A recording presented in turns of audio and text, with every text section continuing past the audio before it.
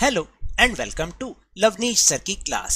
This is Directorate of Education GNCT of Delhi's worksheet number 15, and it is only for class 6 students. It has taken from the subject English and we will learn and understand and continue poem A House, A Home in this worksheet. So students, आज की इस worksheet में हम फिर से एक बार poem A House, A Home को continue करेंगे और समझने की कोशिश करेंगे. So without wasting our time, let's start and understand with me. Dear students, प्यारे बच्चों, read the poem A House, A Home by Lorraine M. Halley from your textbook. आपको क्या करना है? आपकी टेक्स्ट बुक में एक पोयम है A House, A Home, जिसको लॉरेन एम हैली ने लिखा है, उसको आपको पढ़ना है.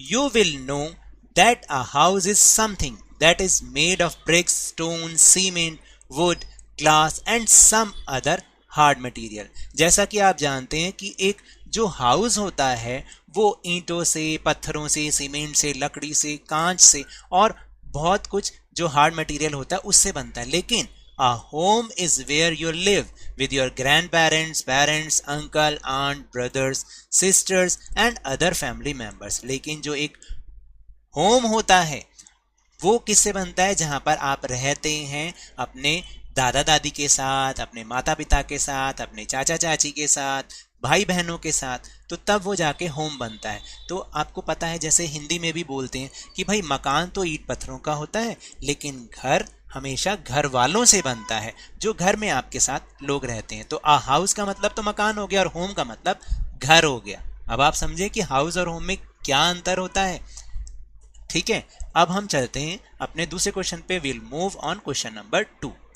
So question number 2 is read the following words and write them in the correct box to which they belong.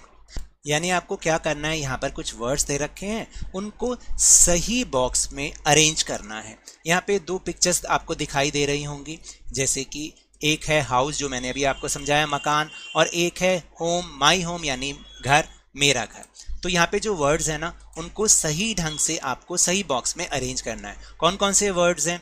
Brick यानी ईंट, मदर यानी माँ, रूफ मतलब छत, डोर मतलब दरवाजे, बैम्बू मतलब लकड़ी, सिस्टर मतलब बहन, स्टोन का मतलब पत्थर, अंकल चाचा और मामा वगैरह सबके लिए यूज़ होता है, ग्रैंड मदर दादी, किचन रसोई, ब्रदर भाई, और बैल्कनी जो आपकी बालकनी होती है. अब इन वर्ड्स को आपको अलग अलग अरेंज करना है. Let's see. सो देखिए, जो हाउस होता है उसके लिए कौन कौन से वर्ड्स यूज़ होते हैं?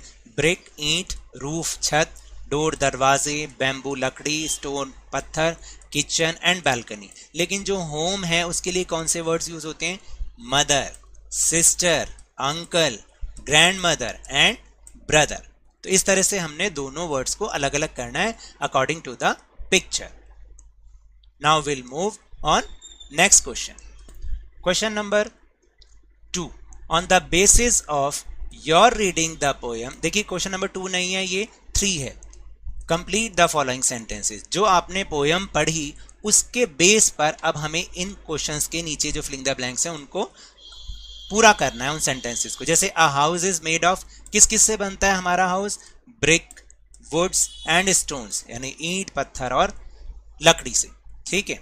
फिर इट हैज, क्या क्या होती हैं इसके अंदर? विंडो ग्लास यानी शीशे, अ यार्ड, रूफ छत यानी चिमनी, फ्लोर, डोर्स और विद फाइन पेंट्स. इन सब चीज़ों से ये सब चीज़ें उस हाउस के अंदर होती हैं या नहीं होती हैं.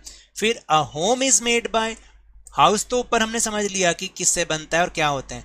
होम किससे बनता है? केयरिंग एंड लविंग मेंबर्स, जैसे कि brothers, sisters, fathers and mothers, इन सब से बनता है होम यानी घर.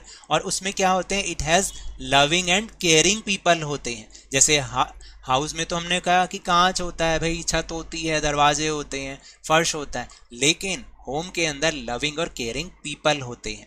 So now that's all for this worksheet. अगर मेरे इस तरह समझाने से अब आपको समझ में आने लगा है तो इस चैनल और वीडियो को लाइक कीजिए, शेयर कीजिए और सब्सक्राइब कीजिए, और जल्दी से जल्दी अपने ही इस चैनल लवनीश सर की क्लास के सब्सक्राइबर्स को 50K तक पहुंचाइए. But remember, whenever you will go outside, please wear your mask, keep maintaining physical distance of 6 feet or 2 yards. और जब भी आपकी टर्न आए कोरोना की वैक्सीनेशन जरूर कराएं, क्योंकि कोरोना को हराना है और जिंदगी को एक बार फिर से सुहाना बनाना है. इसी उम्मीद के साथ थैंक यू वेरी मच.